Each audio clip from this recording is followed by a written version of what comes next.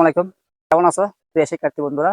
আজকে আমরা শুরু করব সবচেয়ে মোস্ট ইম্পর্টেন্ট, যেটা বারবার প্রতিনিয়ত পরীক্ষায় এসে থাকে, যেমন বোর্ড কোশ্চেন বা অন্যান্য বিভিন্ন ভালো ভালো স্কুলের মধ্যে পরীক্ষা আসে থাকে এসএসসি পরীক্ষায়। সেটা হচ্ছে ট্যাগ কোয়েশ্চেন। আমরা সহজ করে খুব সুন্দর করে বুঝবো, ঠিক আছে? যেমন ট্যাগ কোয়েশ্চেনের মধ্যে আমাদের জানতে হবে দুটো নিয়ম, জানতে হবে মাত্র দুটো নিয়ম। একটা হচ্ছে সেন্টেন্সের মধ্যে নট আছে কিনা বা নেগেটিভ শব্দ আছে কিনা। যদি সেন্টেন্সের মধ্যে নেগেটিভ শব্দ বা নট থাকলে আমরা ওটাকে ট্যাগ কোয়েশ্চেনের সময় নেট দেবো না।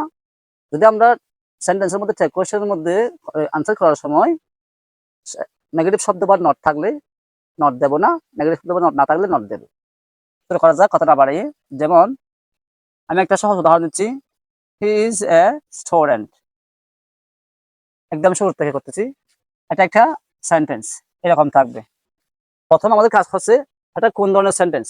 হি ইজ এ স্টুডেন্ট, এটা কি অ্যাসার্টিভ নাকি ইম্পারেটিভ নাকি অবজেক্টিভ নাকি এক্সক্লেমেটরি নাকি ইন্টারোগেটিভ? সেন্টেন্স হচ্ছে 5 প্রকার, অর্থগত বাক্য হচ্ছে 5 প্রকার, মানে মিনিংফুল সেন্টেন্স 5 প্রকার। এই 5 প্রকারের মধ্যে এই সেন্টেন্সটা কোন ধরনের সেন্টেন্স আগে দেখতে হবে। দেখা আছে এই সেন্টেন্সটা প্রথমে সাবজেক্ট আছে, মানে প্রনাউন আছে।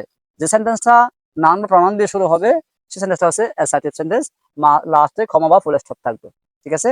এটা অবশ্যই, যেহেতু প্রনাউন দিয়ে শুরু হচ্ছে, এটা অবশ্যই অ্যাসার্টিভ সেন্টেন্স। এই ধরনের আমরা অ্যাসার্টিভ সেন্টেন্সকে কোয়েশ্চেন করার সময় প্রথমে লিখবো ভার্ব, তাও হচ্ছে হয় অক্সিলারি ভার্ব না হয় ডু ভার্ব লিখবো, ঠিক আছে?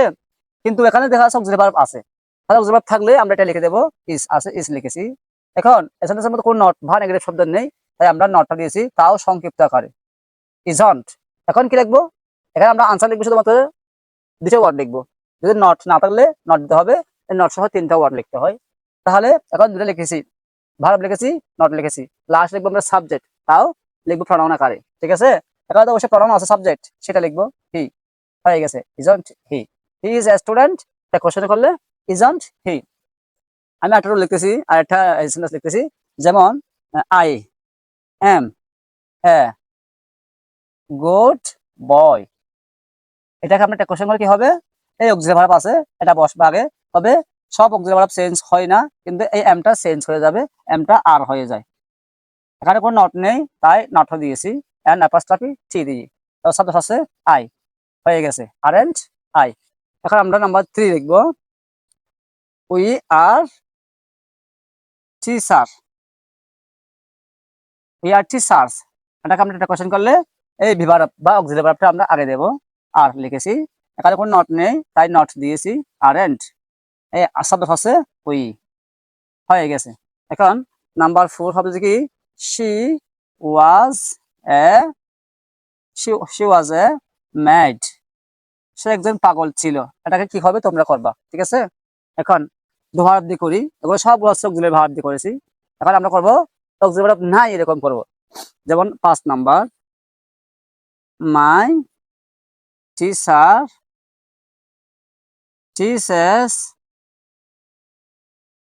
My teacher teaches me English. আচ্ছা, এটুকু লিখি। হ্যাঁ, অ্যান্সার কিভাবে করবো? এটাই অবশ্যই সাবজেক্ট দিয়ে শুরু হয়েছে, এটাই সাবজেক্ট দিয়ে শুরু হয়েছে, এটাই সাবজেক্ট দিয়ে শুরু হয়েছে, এটাই সাবজেক্ট, এগুলো সব বলছে অ্যাসার্টিভ সেন্টেন্স। হ্যাঁ, অ্যাসার্টিভ সেন্টেন্সের নিয়ম হচ্ছে কোশ্চেন করার সময় আমাদের প্রথমে লিখতে হবে বি ভার্ব বা ডু ভার্ব, ঠিক আছে? অক্সিলারি ভার্ব বা ডু ভার্ব। এখানে দেখা আছে মাই টিচার একটা সাবজেক্ট, একটা নাউন, কমন নাউন। হ্যাঁ, এটা হচ্ছে একটি ভার্ব, টিচেস এটা একটি ভার্ব। এই ভার্ব থাকলে, মূল ভার্ব থাকলে, অর্থাৎ অক্সিলারি ভার্ব না থাকলে আমরা এটাকে কোশ্চেন করার সময় ডু ভার্ব আশ্রয় নেব। ডু ভার্ব কয়টা আছে? 3টা। Do, does, did. Do does present টেন্সের, ডিড হচ্ছে পাস্ট টেন্সের। এটা আমরা কোন টেন্স একটু দেখতে হবে। হ্যাঁ, সাবজেক্ট হচ্ছে দ্য টিচার। হ্যাঁ, মাই টিচার। এটাকে, এখানে ভার্ব আছে টিচেস, যেহেতু এখানে subject third person singular number, সেহেতু এখানে লাস্টে এস যুক্ত হয়েছে। যে আমরা subject third person singular number হলে ডাস লিখবো, ডু ভার্ব থেকে আমরা কি লিখবো? ডাস লিখবো। এখানে কোনো নট নেই, তাই আমরা নট দিয়েছি। হ্যাঁ, এবার তোমাদের কিন্তু মনে রাখতে হবে, নটটা মনে রাখতে হবে। নট আছে কিনা দেখতে হবে আগে, ডু ভার্বের পরে নটের স্থান, তারপর সাবজেক্টের স্থান, কাজ শেষ। সাবজেক্ট হচ্ছে মাই টিচার। এই মাই টিচারটা একটা, এটা ছেলে বা মেয়ে উভয় হতে পারে, উভয় লিঙ্গ হতে পারে। এক্ষেত্রে আমরা টিচারের জায়গায় মাই টিচারের ক্ষেত্রে আমরা কি দিলেই শুদ্ধ, সি দিলেও শুদ্ধ। যেহেতু এখানে প্লুরাল নাম্বার নেই, এস যদি থাকতো, প্লুরাল নাম্বার থাকতো, আমরা দেয়া দিতাম। এখানে তুমি সি দিলেও শুদ্ধ হবে, কি দিলেও শুদ্ধ মাই টিচারের ক্ষেত্রে, যেহেতু এটা কমন জেন্ডার, ঠিক আছে? এখন নাম্বার 6 নাম্বার আমরা লিখবো we অবে my we obeyed our parents. Our parents. আমরা আমাদের পিতামাতাকে মেনে চলতাম। এটা past tense, ঠিক আছে? এটা যেহেতু past tense এ আছে, যেহেতু লাস্টে সচরাচর ক্ষেত্রে স্বাভাবিক বেশিরভাগ ক্ষেত্রে লাস্ট অক্ষর যখন ডি হয় সেটা আমরা মনে করে নেব এটা past indefinite tense বেশিরভাগ ক্ষেত্রে শুদ্ধ, যেহেতু এটা একটি স্ট্রং ভার্ব। লাস্ট ডি থাকলে আমরা past tense নেব, past tense হিসেব করব বেশিরভাগ ক্ষেত্রে, কিন্তু মাঝে মধ্যে আবার ডি থাকলেও প্রেজেন্ট টেন্স হয়, এটা খুব কমই। তো আমরা এই একদম সহজ হওয়ার জন্য, ভাবভুল না হওয়ার জন্য ওই স্ট্রং ভার্বের ফর্ম বসে নেব, যার নাম হচ্ছে কনজুগেশন ভার্ব। এটা একটি প্রিন্সিপাল ভার্ব, মানে কনজুগেশন ভার্ব।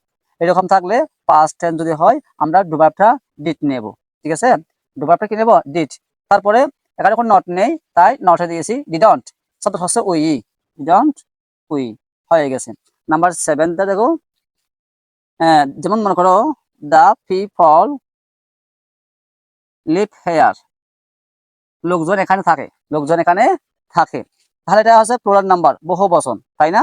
আমাদের বহুবচনের ক্ষেত্রে সাবজেক্টটা একটু চেঞ্জ হয়ে যায়, প্রনাউনটা। যেমন দেখো এটা প্রেজেন্ট টেন্স, এটা হচ্ছে V1, লিভটা হচ্ছে V1 প্রেজেন্ট টেন্স, তাই আমরা ডু ভার্ব থেকে ডু নেব। যদি subject third person single number হতো, এখানে এস হতো, তখন আমরা এখানে ডাস নিতাম। এখানে এস হয় নাই, এখানে সিঙ্গল নাম্বার হয়নি, এখানে হচ্ছে প্লুরাল নাম্বার, তাই প্লুরাল নাম্বার ক্ষেত্রে ডু নেব, সিঙ্গল নাম্বার ক্ষেত্রে ডাস নেব। এটা প্লুরাল নাম্বার, তাই ডু নিয়েছি।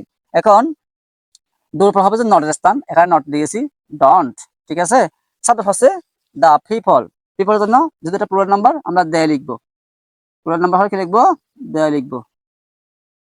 সিঙ্গল নাম্বার হলে ছেলে হলে হি, মেয়ে হলে সি। যদি ছেলে বা মেয়েও উভয় আছে, অথবা শুধু ছেলে আছে অথবা শুধু মেয়ে আছে, মানে বেশি বুঝাইছে, একের চেয়ে বেশি, একজনের চেয়ে যদি বেশি বোঝায়, তখন আমরা সেক্ষেত্রে সাবজেক্ট হিসেবে প্রনাউনটা দে লিখবো, ঠিক আছে? আজকে এতটুকু সহজ করে বোঝালাম, আরো অনেক কঠিন কঠিন আছে, এগুলো আমি পরবর্তী ক্লাসে পড়াবো, এবং পরবর্তী ভিডিও বানানোর জন্য আমাকে উৎসাহ করুন, ঠিক আছে? থ্যাংক ইউ, আসসালামু আলাইকুম।